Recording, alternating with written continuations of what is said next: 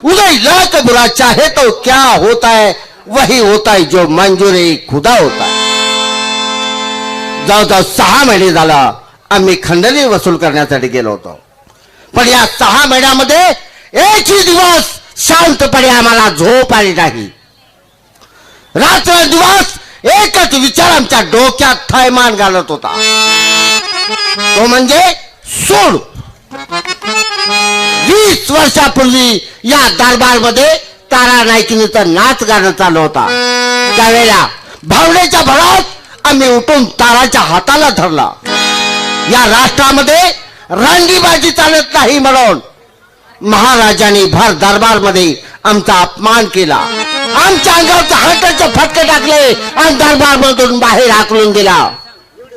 त्या दिवसापासूनच झालेल्या अपमानाचा सूड घ्यायचा हा विचार फक्त आमच्या डोक्यात थैमान घालत होता।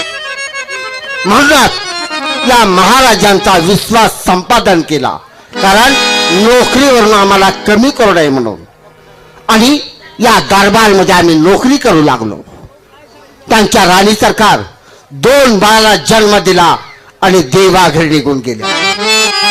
त्याच्यानंतर त्या बाळांचं संगोपन करण्यासाठी त्यांनी दुसरा विवाह केला आणि आमच्या डोक्यात तूप पेटली, कारण या राष्ट्रामध्ये रांडीबाजी चालत नाही, तर आज आपण डाव खेळायचा आणि बरोबर आपल्या मनात जी गोष्ट आहे ती साध्य करायची। दुसऱ्या राणी सरकार या दरबारमध्ये आल्या त्या दिवसापासून आमच्या मोहमायाचं जाळं आम्ही त्यांच्यावरती टाकलं, आमच्या प्रेमाच्या जाळ्यात त्या राणी सरकारनं अडकावून टाकलं।